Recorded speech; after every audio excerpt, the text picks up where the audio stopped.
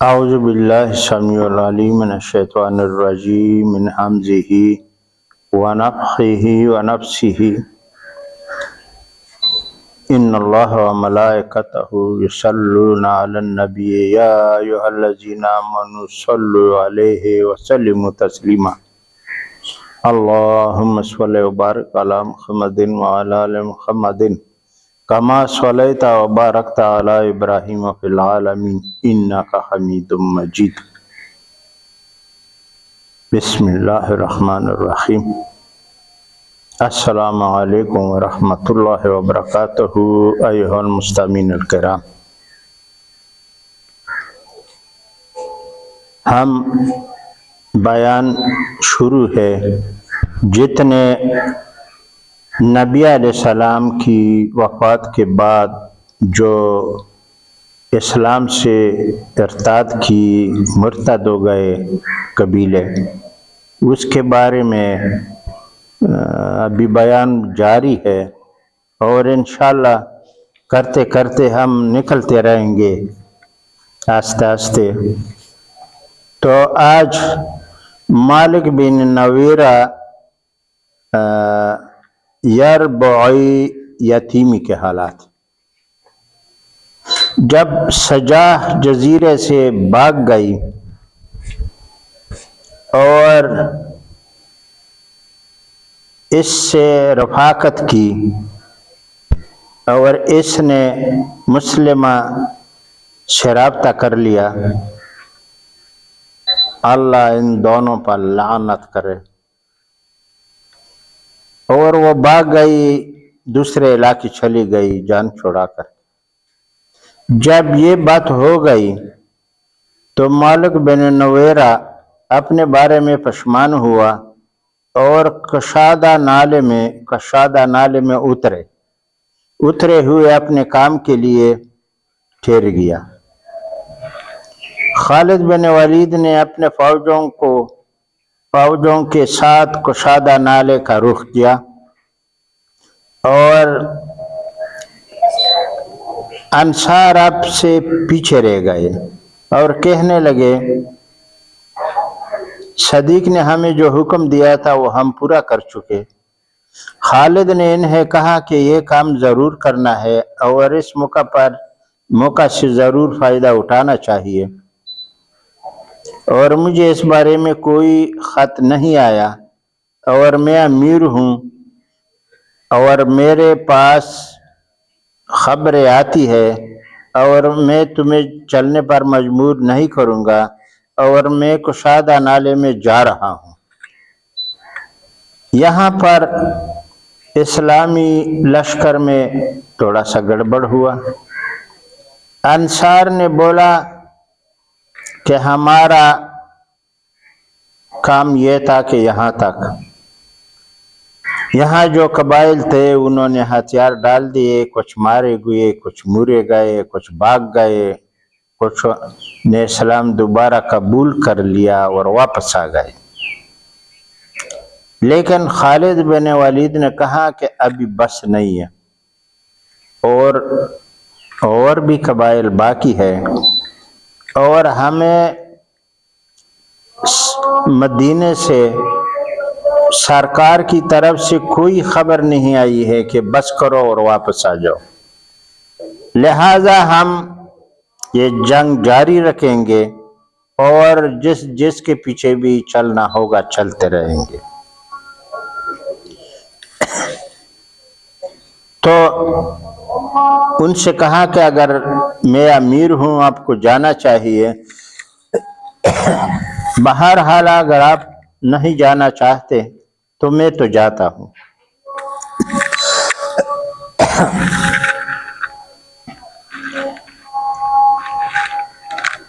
بس آپ 2 روز تک چلتے رہے، پھر انصار کا الجی آپ سے ملا اور انہوں نے آپ سے انتظار کرنے کا مطالبہ کیا اور وہ آپ کے ساتھ ملے۔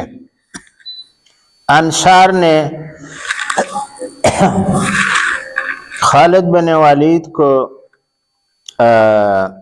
کشادہ نالے میں جب وہ جانے لگے، کافی سفر تھا، 2 دن کا تھا، تو انصار بعد میں پھر تیار ہو گئے اور ایلچی جلدی جلدی بھیجا کہ ہمارے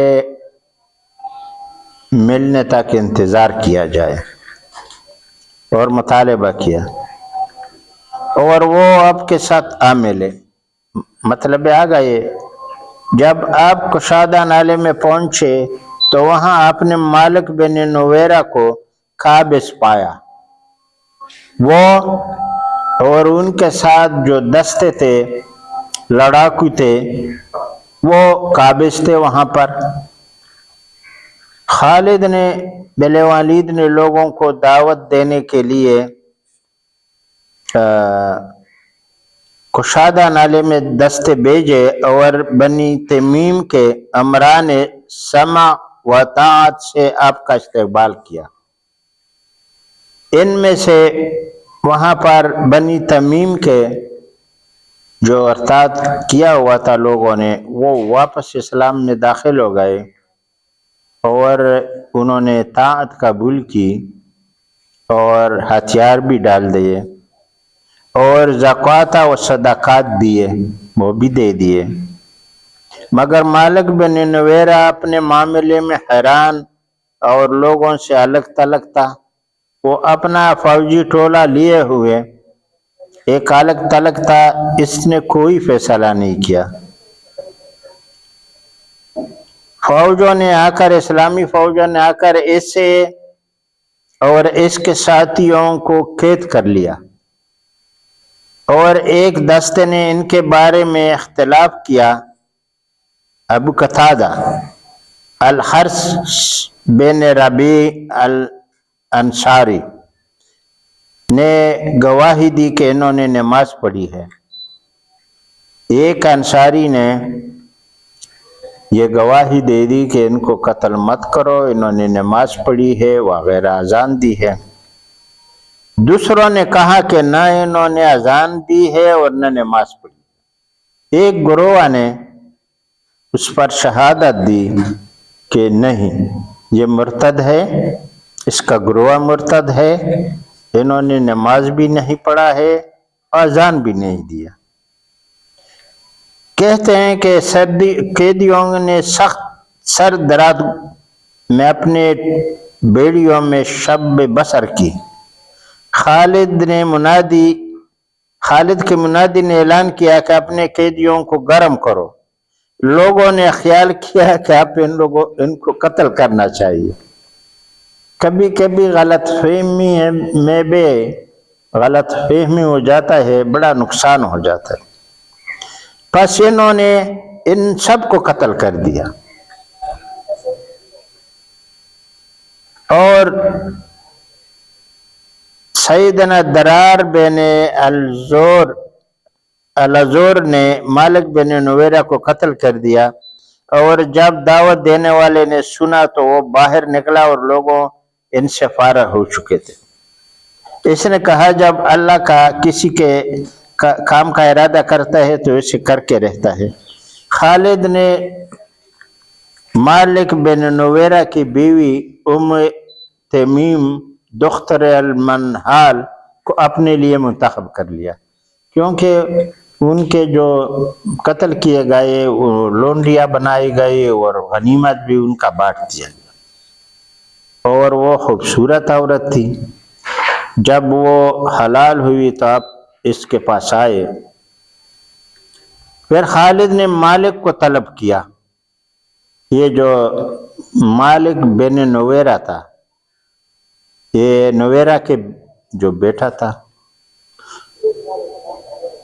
اور جو کچھ اس نے سجاخ کی مطالبات اور زکوٰۃ روکنے کے بارے میں کہا تھا، اس سے آگاہ کیا، اور فرمایا، کیا تجھے معلوم نہیں کہ زکوٰۃ نماز کے ساتھ ہی ہے؟ اگر نماز پڑھتے ہو تو زکوٰۃ بھی دینا پڑے گا۔ مالک نے کہا، بلا شبہ تمہارے ساتھی کا بھی یہی خیال ہے۔ آپ نے فرمایا، وہ ہمارا ساتھی ہے اور تمہارا ساتھی نہیں ہے، اسے درار سے قتل کر دو۔ پس درار نے اس قتل کرنے کے لیے کہا تو اسے بھی قتل کر دیا گیا ہے، اور آپ کے حکم سے اس کا سر 2 پتھروں سے توڑ دیا گیا۔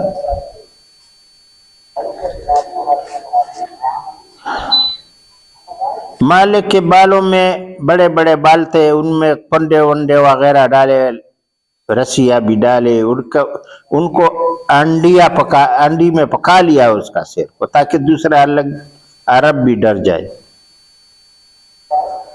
خالد نے جو کچھ کیا تھا اس کے متعلق ابو قتادہ نے آپ سے گفتگو کی، اور دونوں نے باہم اس میں کیل و قال کیا۔ قتادہ نے خالد سے اس قتال کے بارے میں اختلاف کیا، یہ تم نے اچھا نہیں کیا، یہ وغیرہ۔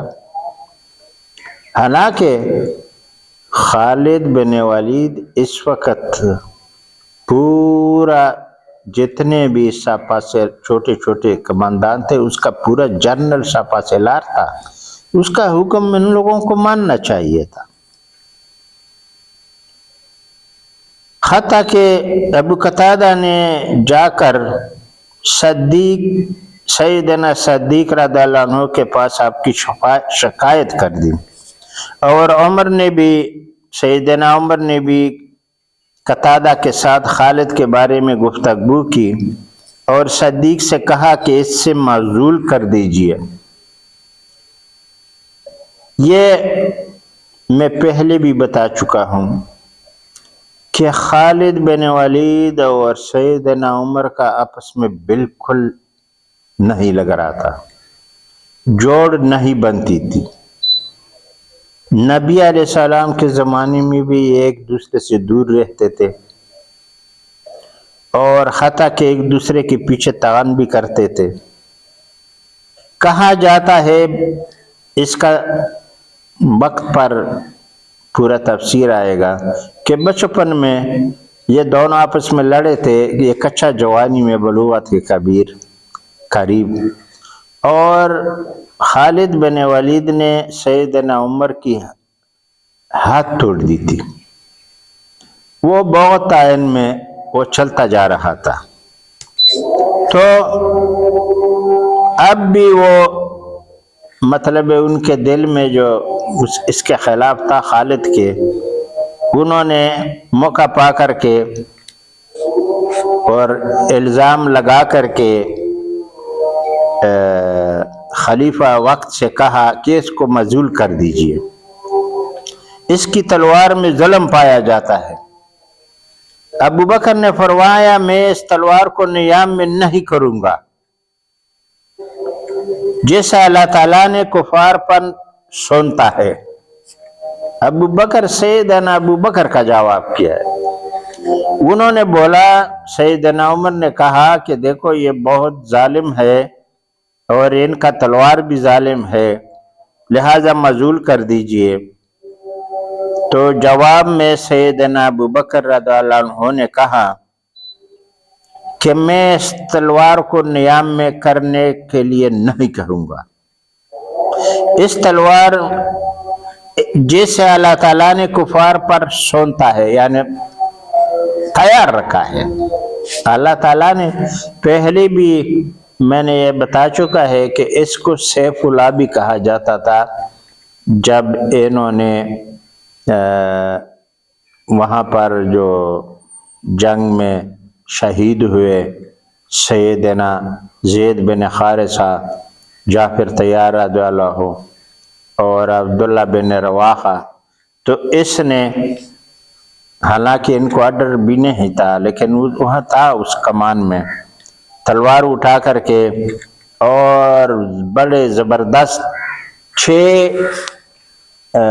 تقریباً 3 لاکھ رومی فوجیوں سے لڑے، یہ 40,000 سے بھی کم تھے۔ اور دیکھو تو یہ مقابلہ ہوتا ہے، یہ تو 10 سے نہیں، 20 سے نہیں، 40 سے بھی بڑھ کیا ایک پر، پھر بھی خالد بن ولید نے ان پر فتح پایا، رومیوں پر۔ یہ بھی شہید ہوئے، مگر ان کا بھی تس نس کر دیا گیا اور برباد کر دیا گیا. تو اس لیے یہ بڑا مشہور تھا. پھر اس کے بعد بھی جو ارتاد والے جتنے بھی مرتدین تھے، صدیق اکبر نے ان کو حکم دیا کہ آپ اپنے فوجوں کو ساروں کو لے کے جاؤ ٹولیوں کی شکل میں، اور جنرل سپہ سالار بنا کر کے ان کے پیچھے روانہ کر دیے گئے. انہوں نے ایک کے بعد ایک فتح کیا، حالانکہ کچھ شہادتی بھی ہوئے، مگر آخر کار اس کے سامنے جو بھی آیا مرتد، وہ تو یا واپس مسلمان ہو گیا، یا سر کٹوایا، یا بھاگ گیا. تینوں میں سے ایک ضرور کیا. تو سیدنا ابو بکر نے کہا کہ میں اس تلوار کو کیسے نیام میں کروں جو اللہ نے کفاروں پر مسلط کی ہے، یہ نہیں ہو سکتا. متمم بن نویرہ بھی آ کر صدیق کے پاس خالد کی شکایت کرنے لگا، اور عمر اس کی مدد کرنے لگے. اس کا بیٹا بھی آ کر کے بولا کہ میرے والد کو قتل کر دیا گیا ہے اور بری طرح سے، اور وہ ایسا نہیں تھا، یہ واپس ہو گیا تھا، مسلمان ہو گیا تھا. مگر ایسا نہیں ہے، کیونکہ جب بنی تمیم کے سب آدمیوں نے دوبارہ اسلام قبول کیا اور صدقات بھی دیے اور زکوٰۃ بھی دیے، یہ ان کے ساتھ تھے، مالک بن نویرہ کے ساتھ تھے. تو اسی وقت یہ بھی اگر مسلمان ہو جاتا اور اسلام کو تسلیم کر لیتا تو اس کی موت نہیں ہوتی. لیکن اللہ تعالیٰ کو جو منظور ہوتا ہے وہ میرے تیرے رائے سے، یا سیدنا عمر کی رائے سے، یا ابو بکر کی رائے سے وہ تبدیل نہیں ہوتا ہے.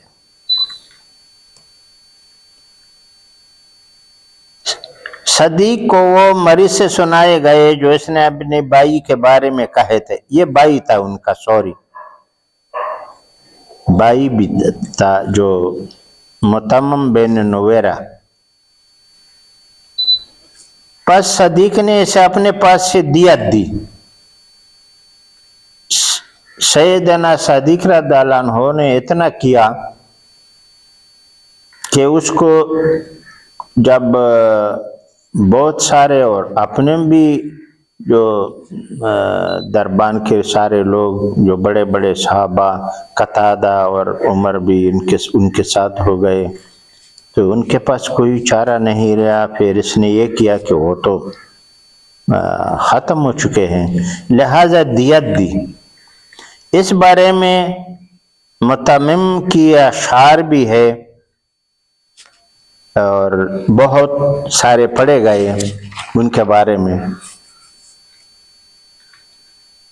حاصل کلام یہ کہ عمر بن الخطاب مسلسل صدیق رضی اللہ عنہ کو خالد کو امارات سے معزول کر دینے پر ابھار رہے تھے. دیکھو اگر یہ کام ہوتا، غلطیاں کس سے نہیں ہوتی. ہم سیدنا عمر رضی اللہ عنہ کی اچھائی بھی تو بہت سن چکے ہیں، مگر ان کے اختلاف رائے بھی اسلام کے لیے بہت ضرر تھا. انہوں نے اس کو مسلسل امارات سے معزول کرنے پر ابھار رہے تھے. کیا وجہ تھی؟ ان کو سوائے اپنے رنجش سے اور کوئی وجہ نہیں تھی. میں کہتا ہوں، اور کہتے ہیں کہ اس کی تلوار میں ظلم پایا جاتا ہے. وہی بات پھر دہرا رہے تھے. حتیٰ کہ صدیق نے خالد بن ولید کو پیغام بھیجا اور آپ سیدنا صدیق رضی اللہ عنہ کے پاس مدینہ آئے. ان کو بلایا کہ ادھر آ جاؤ، آپ اپنی فولادی زرہ پہنے ہوئے تھے جسے خون کی کثرت سے زنگ لگ گیا تھا. بہت جہاد کرتے کرتے لوگوں کو اور آمنے سامنے 10 ب10 لڑتے ہوئے خون کے چھینٹے لگ لگ کر کے زنگ لگ گیا تھا. خود بھی زخمی ہوتے تھے.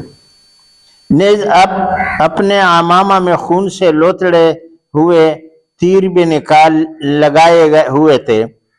پس جب آپ مسجد نبوی میں داخل ہوئے تو عمر بن خطاب نے آپ کے پاس جا کر آپ کے عمامے سے تیر کھینچ کر انہیں توڑ دیا۔ دیکھو تے یہ بات ہے ہاتھا پائی کا، حالانکہ ایک وہ سپہ سالار ہے، چیف آف سٹاف ہے، اور خلیفۃ المسلمین نے مقرر کیا ہے۔ آپ اگر جا کر کے ان سے تیر کھینچ کر کے اور توڑیں گے، اگر وہ غصے ہو جاتے تو کیا ہوتا؟ اور فرمایا اس کو، تم نے ایک مسلمان شخص کو ریاکاری سے قتل کر دیا۔ مالک بن نویرہ کے بارے میں سیدنا عمر کا یہ فتویٰ دیکھو۔ غلطیاں اگر ہم تاریخ کو ٹھٹولے صحیح طرح سے میزان میں، تو جیسے ہی نبی علیہ السلام کی وفات ہوئی، بڑے بڑے فتنے کھڑے ہو گئے اور بڑے بڑے غلط فیصلے بھی شروع کر دی گئے، یا سوچ سمجھ سے یا نہ سمجھی کی وجہ سے۔ ایسے قتل، آدمی کا قتل جو خالد بن ولید صحیح جانتا تھا، وہ نالے میں اس کے پیچھے گیا، پورے جو مسلمان ہونے تھے وہ مسلمان ہو گئے، اور جو انہوں نے فرار اختیار کی اور جمگٹا بنا کر کے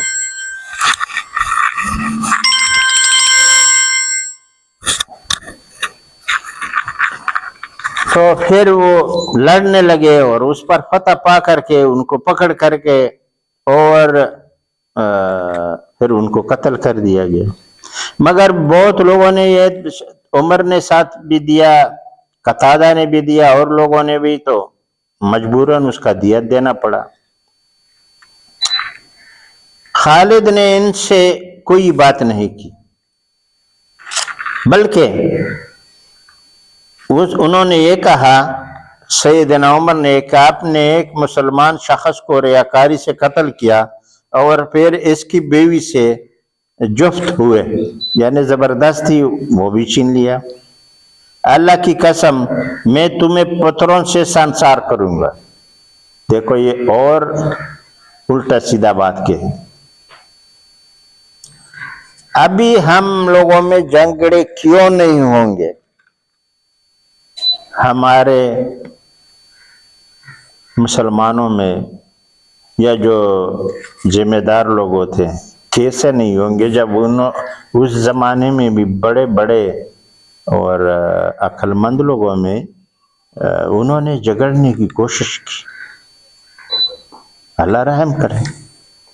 ان کو پھر دھمکایا کہ میں تمہیں پتھروں سے سنسار کروں گا۔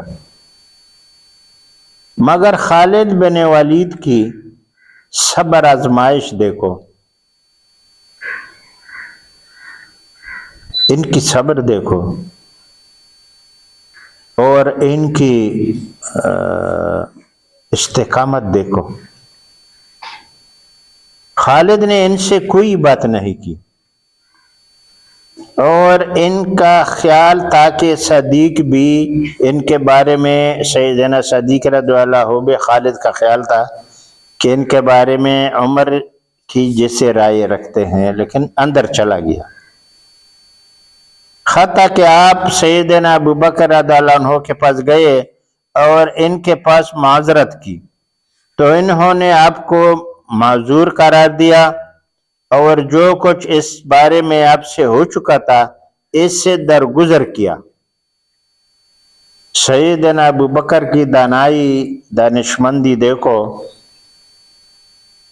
حالانکہ خالد بن ولید نے معذرت کی تو انہوں نے کہا کہ کوئی بات نہیں ہے، آپ معاف ہے، اس سے کوئی بات نہیں ہے، بلکہ دلاسا دیا اور مالک بن نویرہ کی دیت دی۔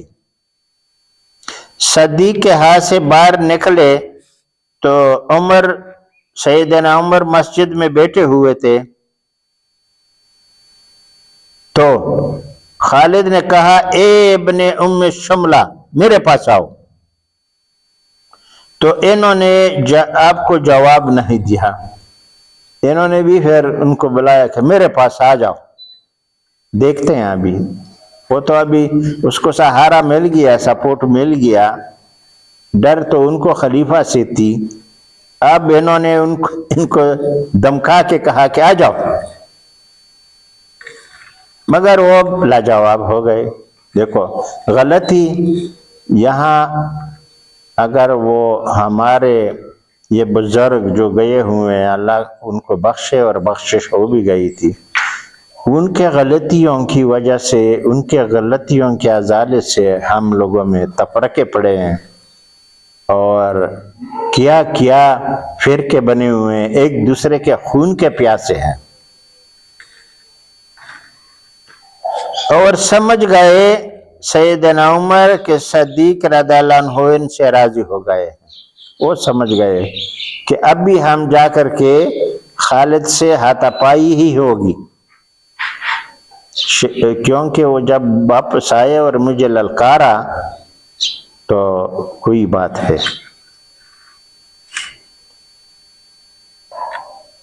سیدنا ابو بکر نے خالد کو امارات پر قائم رکھا، معزول بھی نہیں کیا، اگرچہ ان سے مالک بن نویرہ کی قتل کرنے میں اجتہادی غلطی ہو گئی تھی، جس طرح کہ جب رسول صلی اللہ علیہ وسلم نے انہیں ابو جزیمہ کی طرف بھیجا تو آپ نے ان قیدیوں کو جنہوں نے کہا کہ ہم صحابی ہو گئے ہیں قتل کر دیا، اور اچھی طرح یہ نہ کہہ سکے کہ ہم نے اسلام قبول کیا، اس کو پتہ نہیں تھا، اس نے قتل کر دیا۔ پس رسول صلی اللہ علیہ وسلم نے ان کی دیت ادا کر دی، خطا کہ ان کے کتوں کی قیمت بھی انہیں دے دی گئی، اور اپنے دونوں ہاتھ اٹھا کر فرمایا یا اللہ، خالد نے جو کچھ کیا میں تیرے حضور میں برات کا اظہار کرتا ہوں، رسول اللہ صلی اللہ علیہ وسلم نے کہا، لیکن اس کے باوجود اب نے خالد بن ولید کو امارات سے معزول نہیں کیا۔ اتنا بڑا کام ہو گیا تھا، وہ بھی غلطی میں تھا، اور نبی علیہ السلام کے زندگی میں ہاتھ اٹھائے کہ میں اس کے عمل سے بیزار ہوں، مگر ان کو امارات سے معزول نہیں کیا۔ اب آگے چل کے مسلمہ قذاب ملعون کا قتل کا شروع ہو رہا ہے۔ اب انشاءاللہ باقی بیان جو ہے زندگی رہی تو کل کریں گے۔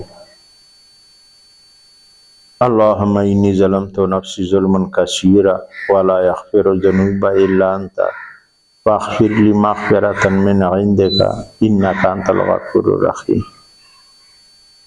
ربنا ظلمنا انفسنا وان لم تغفر لنا وترحمنا لنکونن من الخاسرین۔ ربنا لا تزغ قلوبنا بعد اذ ہدیتنا وہب لنا من لدنک رحمۃ انک انت الوہاب۔ ربنا انک جامع الناس لیوم لا ریب فیہ ان اللہ لا یخلف الميعاد۔ رب اجعلنی مقیم الصلاۃ ومن ذریتی ربنا وتقبل دعاء۔ ربنا اغفر لی ولوالدی وللمؤمنین یوم یقوم الحساب۔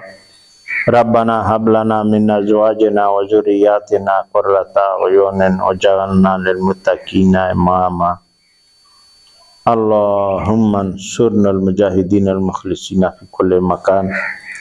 اللہم انصرنا المجاہدین المخلصین فی کل مکان۔ اللہم اعز الاسلام والمسلمین واذل الکفار والملحدین والمشرکین والطواغیت والروافض والمجوسیہ۔ ربنا تقبل منا انک انت السمیع العلیم وتب علینا انک انت التواب الرحیم۔